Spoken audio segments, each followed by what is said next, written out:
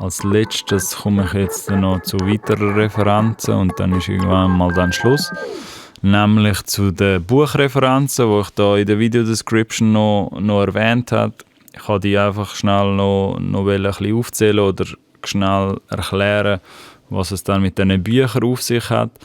Das sind so ein bisschen Must-Reads oder lesenswerte Bücher, wenn es darum geht, in die Materie Musikrecht oder einfach auch ins Musikbusiness mehr reinzutauchen. Und wenn man jetzt dort ein bisschen Wissen sich aneignen und einfach ein bisschen dazulernen will, das sind gute Empfehlungen, wo von meiner Seite, wo ich auch alle schon mehr oder weniger ganz durchgelesen habe oder schon mehrfach irgendwie in die Hand genommen habe und wo auch sehr, sehr geholfen haben, teilweise in Situationen, wo ich nachher in der Praxis das Verständnis auch gebraucht habe.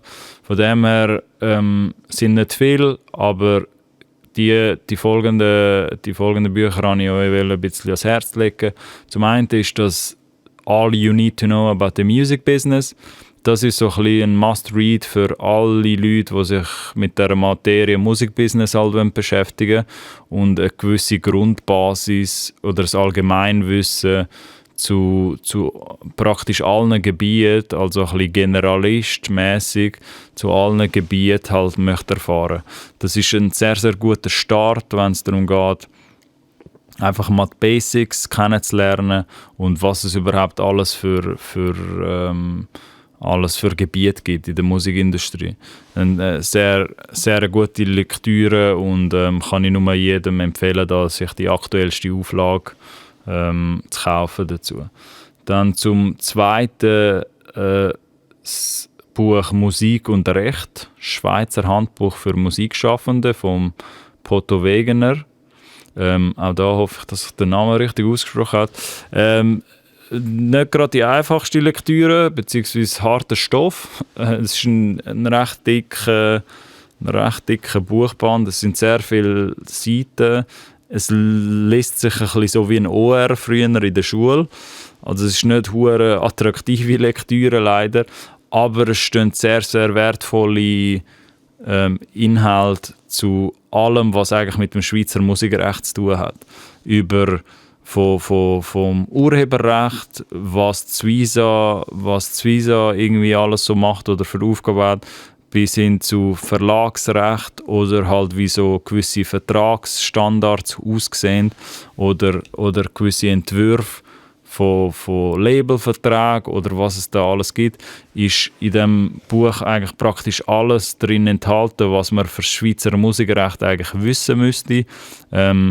Es sind ein bisschen viele Seiten, aber wenn man da auch sich als Künstler oder im Team von einem Künstler ist und sich unabhängig ein bisschen informieren möchte, ist das Buch sicher sehr, sehr lesenswert und kann ich jedem empfehlen.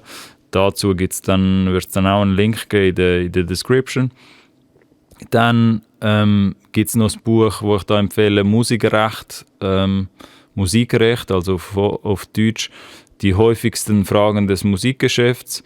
Das ist ein deutsches Buch, das sich mehr dem deutschen Recht bedient, wo aber halt mehr oder weniger ähnlich ist wie das Schweizer Recht, bis so auf ein paar Einzelheiten. Und das Gute an diesem Buch ist, dass es im Vergleich zum vorherigen Musik und Recht Schweizer Handbuch sehr auf eine einfache und relativ simple Art halt erklärt, was es mit dem Musikrecht auf sich hat und halt auch praktisch alle Themen vorkommen, irgendwie was bei einem Remix wichtig ist, was man beachten muss, wenn man jetzt die Covers möchte machen und das alles ein bisschen verständlicher und auch einfacher erklärt wird. Es beruht aber auf deutsches Recht, so darum sollte das immer so ein bisschen ergänzend angeschaut werden, aber sicher eine gute Lektüre, wo man sich immer wieder mal ein bisschen kann anschauen kann, weil es halt auch nicht so ein grosses Buch ist oder so viele Seiten hat. Und dann gibt es noch als letztes Handbuch der Musikwirtschaft von lauter Namen da, wo ihr dann in der Description auch werdet sehen. wenn ihr jetzt den Full-Hardcore-Anwaltsmodus gehen wollt und so ein bisschen die neueste Fassung wollt haben, was das Handbuch zu der Musikwirtschaft, auch eher aus der deutschen Perspektive, aber da werden ihr mit diesem Buch sehr, sehr gut bedient sein und 2000 frische Seiten haben mit aktuellsten Referenzen zu Vertragsvorlagen und was in der Praxis so alles üblich ist. Eben gewisse Teile davon oder gewisse Sachen kann man jetzt auch für die Schweiz anwenden. Gewisse Sachen sind jetzt eher für Deutschland dann relevant oder für den deutschen Raum, aber auch das ist sehr, sehr viel Inhalt drin, vielleicht aber auch nicht der einfachste Stoff zum Lesen. So. Da würde ich vielleicht mit einem der anderen Bücher zuerst anfangen, bevor man da voll in die dunkle Materie oder die dunkle Welt hineingeht vom Musikrecht, wo man dann irgendwann einmal nicht mehr zurückkommt. So. Genau.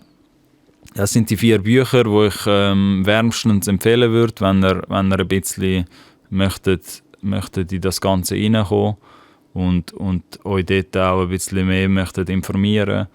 Und zum Schluss von dieser Sendung möchte ich noch mal ganz kurz schnell darauf eingehen, wieso jetzt das Thema so wichtig ist. Es war eine sehr umfangreiche Episode gewesen. Ich habe jetzt versucht, auf einfache Art so die ganze Thematik ein bisschen, zumindest die Grundlagen, die Basics vom Musikrecht aufzählen.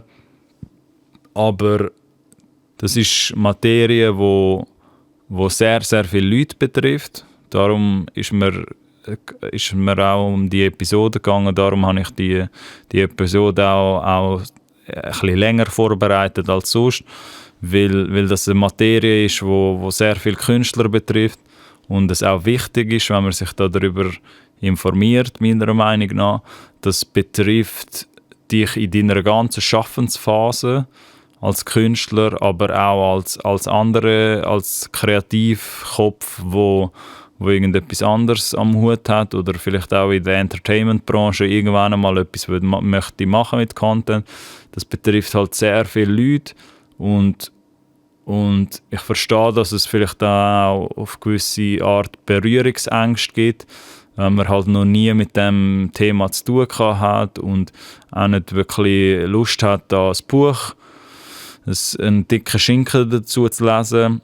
Das kann ich alles nachvollziehen und das verstehe ich auch alles, aber dennoch ist das wie so ein Grundthema oder ein übergreifendes Thema, wo immer zu der Musikindustrie dazugehören wird und ultimativ halt auch nie weggehen wird. Das ist ein Thema, wo dich halt als Künstler wiederum, wo jeder Künstler in der ganzen Schaffensphase, in der ganzen Prozesskette auch langfristig über Jahrzehnte begleiten wird. Eben so das Urheberrecht verjährt 70 Jahre nach dem Tod, also es ist eine sehr lange Zeit, wo man sich da bewusst muss sein. Und die Zeit soll auch gut investiert sein, beziehungsweise das Urheberrecht, das dort entsteht, für den jeweiligen Künstler oder Künstlerin, sollte auch gut aufgehoben sein und sollte auch bei den richtigen Leuten, mit den richtigen Informationen, bei den richtigen Leuten landen. Und dort gibt es zu viele Stories als kleine Anekdoten noch zum Schluss, von Künstlern, wo man sieht, internationale Künstler, wo dann Artikel auftauchen, wo es dann heisst, ja, ich habe 700 Millionen Streams gehabt und 7000 Franken oder umgerechnet 7000 Franken haben dabei rausgeschaut. So.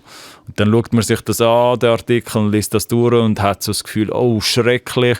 Die Künstler oder die Künstlerin haben natürlich nichts bekommen. Und wie ist das möglich? Die hat 7 Gillionen Streams gemacht. Wie geht denn das, dass da nur so wenig Geld dabei rausschaut? Und in so Fällen, ohne jetzt andere Labelparteien da in Schutz zu nehmen, überhaupt nicht, es geht mir nicht um das, aber in so Fällen machen sich auch die wenigsten die Überlegung, dass so ein Künstler sich in so einem Fall dann sehr, sehr schnell und einfach kann darüber beklagen, so hey, ich komme da praktisch gar nicht über für meine Song-Einnahmen, für meine Streams, aber auch die wenigsten so ehrlich sind in so einem Kontext und auch den Leuten draussen oder den Medien erklären, ja, aber vielleicht hat der Künstler oder die Künstlerin ist auch ein scheiß Deal eingegangen, ist auch ein Deal eingegangen, der nicht so vorteilhaft für die Person aussieht. Und das ist vielleicht auch passiert, weil man sich mit der Materie Musikrecht oder sich das Management oder die Leute, die einen vertreten, sich mit der Materie Musikrecht auch überhaupt nicht auseinandergesetzt hat. Weil genau wegen dem entstehen nachher so Horror-Stories, dass man irgendwann einmal einen Platin-Hit hat, aber keinen einzigen Rappen verdient hat, weil man halt da nicht mit Publishing und Masterrecht nicht umgehen kann als Künstler und halt nicht so recht versteht, wie das Ganze funktioniert hat. Darum sehen die Folge eher als ein erster Start oder ein erster Schritt für Aufklärung und dass das Thema eigentlich nicht so kompliziert ist, wie man würde vermuten. Es ist nicht gerade ein Thema, wo man sofort auf dem Schirm hat, beziehungsweise wo man sich jetzt jeden Tag, den lieben langen Tag, darum kümmern. Aber vor allem, wenn es dann um die Zukunft geht von einem jeweiligen Künstler und da langfristige Musikkataloge mit reinspielen in die Rechnung. Spätestens dann, wenn man eine 20- oder 30-jährige Karriere in dem Musikbusiness möchte, in dieser Musikindustrie, sollte man sich möglichst früh und möglichst am Anfang mit dieser Thematik schon auseinandersetzen, dass man dann nicht selber zu dieser Horror-Story wird, dass man irgendwann einmal mit 500 Millionen Streams dasteht, auf allen Plattformen riesige Single-Hits hat und man hat keinen Rappen gesehen oder vermeintlich nur ganz, ganz wenig Geld, weil man einfach nicht so ehrlich zu sich selber war und sich mit dieser Materie auseinandergesetzt hat, namens Musikrecht und mit dieser wundervollen Thematik, wo einen als Künstler die nächsten 70 Jahre bis nach dem Tod begleiten wird. Auch wenn man selber das nachher nicht mehr zu spüren bekommt, wenn man unter der Erde ist, aber die Familie und die Kindeskinder werden dann vielleicht irgendwann dankbar sein, dass Mutter oder Vater in so einem Fall halt clever genug war, um damals das ganze Musikrecht oder die Nutzungsrechte zu diesen Werken nicht ganz wegzugeben, diesen Parteien.